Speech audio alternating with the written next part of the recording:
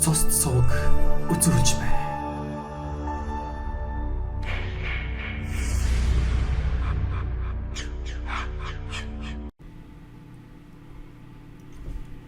Гэмт хэргийн ертөнцид хүний санаанд оромгүй арга хэрэгэлсэн тохиолдол маш их байдаг. Сүүлийн үед гэмт хэрэгтнүүдийн арга улам нарийсж байгаа гэж ярьдагч, социализмын үед гэмт хэрэгтнүүд өнөөгийнхөөс дутхгүй нарийн арга хэрэгэлдэг байж. Гэхдээ өнөөдрийн шиг хэтэрхий задгай чөлөөтэй байсангүй. Гэр бүлтэй атлаа хийнэгэн сэтгэл алдарсан хүн ажил амьдралаас хагацхгүй тулд сэтгэл хэмээх жолоогүй хүлхээ цаламдан хүлхээс өөр аргагүй байсан. Ингэж цаламдан хүлж чадаагүй хүн эхнэр хүүхэд юм уу эр нөхрөөсөө салж сэтгэлийг нь татсан цаад хүнтэйгээ нийлснээр ажил амьдралаа гаргуунд нь хаях явдал цөөнгүй байлаа. Тэднийг хүмүүс нэг л их нүгэл үйлдчихсэн хүн шиг гоочлон харцгааж ил талд 9 шидээр муулдаг байж билээ. Ингээд бодоход хүн гэж амтан цагийн өнгийг даган ховирч байдаг өчүүхэн хамелеонууд аж.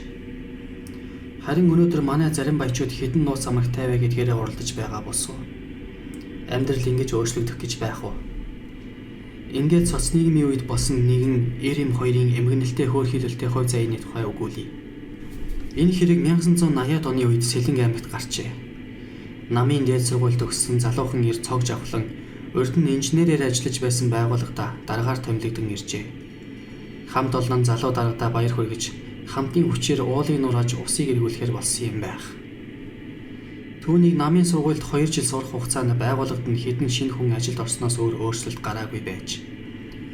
Тус байгууллагад үйлчлэгчээр ороод удаагүй байсан оюун мандал хэмээх сайхан бүсгүйд ирчүүд нүд унгах бөгөөд залуухан дарагч бас өөрийн ирэхгүй түүнийг шохорохож эхэлжээ. Гэвч сайхан бүсгүй оюун мандлын арга иргэнхийн амьдрал тийм ч сайн биш. Түүнийг 3 настай байхад ээж нь хажуу айлынхаа өвгөн эмгэн хоёр дээр орхиод сургуугийн алга болсон гэдэг. Гэхдээ өвгөн эмийн хоёр түүнд амиа тавьдаг байж. Өвөө дээхэн үед аймгийн худалдааны байгууллагад цог жавхлангийн аавтай хамт олон жил ажиллажээ. Тиймээс тэр нэг өдөр оюун мандлын ажил дээр ирж цог жавхлан даргатай ийм хуучилжээ. За хүү минь. Танай аав бид хоёр олон жил нөхөрлөж нэг байгууллагад хамт ажиллаж байлаа. Хөгшин бид хоёр энэ оюун мандлыг дээд сургуулийн бараа харуулбал бидний энэ насны зорилго бүтгэн тэр. Хүү минь чи охиныг минь дэмжиж байгаад конкурст нэг оруулаад үзээрэй гэж амжилтлан уйжээ. Цог жавхлан дарга өвгний яриаг их л уриалган сонсч тусалж дэмжихээ амласан байна. Гэвч түүний толгойд юун түрүүнд оюун мандлыг яаж аятайхан өргөтөж эзэмддэг билээ гэсэн бодол эргэлзэн нь харамсалтай. Төлөвлөгөө цог жавхлан дарга сансандаа хүрчээ. Нэг өдөр оюун мандлыг өрөөндөө дуудаж чи ажил тараад миний өрөөнд ороод ирээрэй. Ширээгээр нэг хөвлөрсөн энэ их бичиг цаас хог новшийг нэг сайн янзлах хэрэг гараад байна. Чи надад туслаарай гэхэд бүсгүй зөвшөөрчээ. Төлөвлөгөө орой болж оюун мандалч даргийнхаа өрөөнд орж ирсэн байна. Цог жавхлан түүнтэй цуг бичиг цаас янзлах зур байс хийгээд л өвөөгийнх нь ярьсныг дурсаж чи тэгээд үнэхээр манайд 2-3 жил ажиллаа дээд сургуульд орё гэж бодоод байгаа юм уу? Надтай ойр дотн байхад тэр хүсэл чинь бэлэн шүү. Манай байгууллагад яг чам шиг хүсэлтэй хүн 7-8 байгаа. Гэхдээ өвөө чинь надтай амжилан уулзаж чамайг захисан болохоор би чамайг хамгийн түрүүнд харж үзнэ. Гэгчлэн баахан панаалджээ.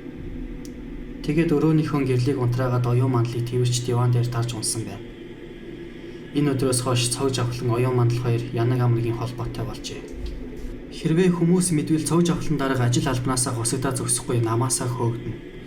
Оюун мандалч дээд сургуульд орхосоо өнгөрнө. Цаг үе нь үнэхээр хатуу байсан хойд аргагүй шүү дээ. Дарга үйлчлэгч бүсгүй хоёрын Хормай хот янаг амргийн явдал хэндэж мэдгэлгүй бүтэн жил гараа өргөлжилжээ. Цог жавхлан дарга эхнэр 2 хүүхэдтэй байж сүүлдээ оюун мандал түүнээс хүүхэд олчихсон бөгөөд цог жавхлан таньдаг эмчтэйгээ ярьж байгаад маш нууц байдал үр хөндүүлжээ. Харин энэ бүх харилцаа холбоо Хормай хотны явдлын эцэст оюун мандал даргадаа сэтгэл хөрөн ойртохоос төвөгшөөдөг болж угаасаа ч сэтгэл татагдаж сүйд болдоггүй байсан бөгөөд гагцхүү алстаа дээд сургуульд суралцах гэсэн хүсэлтэй нь холбоотой байснаас л ойр дотн хэрэг. Ингээд нэг удаа манд хоёр ширүүхэн хэрэлдсэн бөгөөд оюун мандал чиний Хормай хотны явдлыг дээд дарга нарт болон эхнэрт чинь хэлж ажил амьдралаас чинь салгандаа гэж ирээд л дачинаж гарчээ. Тэдний хэрүүлийг жижүүрэн сонссон бөгөөд цог жавхлан түүнийг өрөөндөө дуудаж авчираад энэ хэрүүлийн тухай хэнд ч хэлж болохгүй шүү. Оюун мандал бид хоёрын явдлыг чамаас өөр хэн ч мэдээгүй байгаа. Чамайг амаа сайн хамхиж явбал тээврийг удирдах газрын даргатай ярьж байгаад хүсээд байгаа машиныг чинь нөгөөд жолооч болгож чадна шүү гэж амийг нь хаажээ. Нэрэж хэдэн сарын дараа мөн өгч ижүүр тээврийн удирдах газар шилжин жолооч болсноор цог жавхлан дарга оюун мандал хоёрын явдал дахин нууцлагджээ. Уг нь аймаг сумын төв мэтийн жижиг газар Хормой хотны явдал тун амархан ижлэгддэг. Харин цог жавхлан дарга айхтар хүн тул энэ явдлыг маш сайн нууж чаддаг байж. Тухайн үед цог жавхлан аймгийн намын хороо тушаал дэвшүүлэн ажиллах тухай яригдж байсан бөгөөд Манер Хормой хотны явдлаа ижлэгдэхүй гэхээс өмхөлцгийн хагардал айж байж. Гэвч төлөвгүй цог жавхлан түүний янаг бүсгүй хоёрт тун эмгэнэлтэй явдал тохиож нэг нь хорвоогийн өмнө хүсийг үзжээ. Сэлэнг аймаг самар жимс элбэгтэй тул алтан байгууллага хой хүмүүс жилийн намар майхан сав эдээ ундаага бэлтгэж аваад жимсэнд явдаг юмсан ч. Оюун мандал тэр жил даргаасаа олсон хүүхдээ нууцаар авахулж тамиртынх нь муу байсан тул конкурст орж чадаагүй байна. Гэвч сайн үйлдвэрийн бух болсон цог жавхлан түүний биеийг тэнхээгүй шихан байхад нь ойр ойрхон ноолж байгаад дахиад жимсэн болгочихжээ. Байгууллагаараа жимсэнд явж байх үед оюун мандлын гидсэн дэх хүүхэд 3 сартай байж. Уул хаданд гарсан жимсчид жимс хөөн төөж байгаад бие биенээсээ холддог. Зарим нь бүр чон бааваад бариулдаг гашуун сургамж бий. Ууланд очсон 2 өдөр цог жавхлан дарга оюун мандал болон өөр хэд хэдэн хүүхний дагуулад хаданд мацжээ. Энэ үед цог жавхлан оюун мандалд хандаж "Чи хүүхдээ гаргая гэж бодож байгаа юм биш үү? Хэрв тийм бол чи сургууль соёлд орж чадахгүй шүү. Би ч өвөө адилд орж мэднэ. Тиймээс наад хүүхдээ зулбах хэрэгтэй. Намхан хадан дээрээс халтраад унчхад гимгүй" гэж ятгсан байна. Гэвч оюун мандал үнэхээр халтрий гэж халтирсан уу, эсвэл хөл алдсан уу?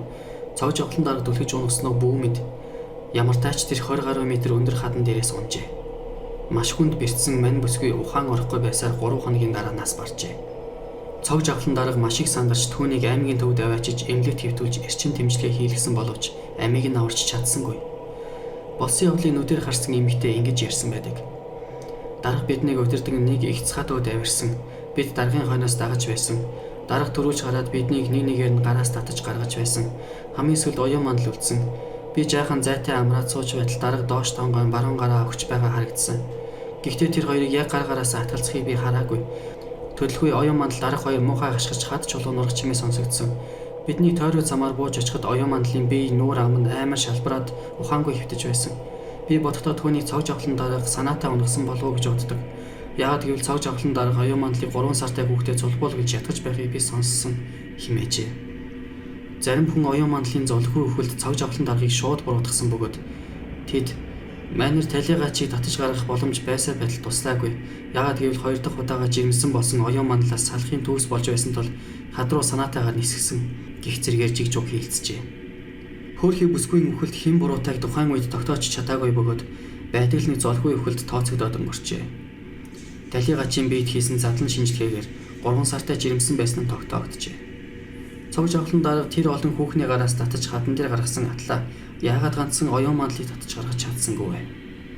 Мань даргаыг цаашаад албан тушаал дэвшгэд оюун мандал бүсгүй ямар нэгэн хэмжээгээр саад болж таарна. Тиймээс тэр оюун мандлаас өвтлээ айж байсан болов уу? Тэгээд түүнээс нэг мөсөн хагцах тэрхүү торгон агшныг ашиглахаар шийдэж хөөрхий бүсгийн тусалцааг хүсч сарвайсан гараас зориуд татлгүйгээр хадруу нисгсэн бололтой.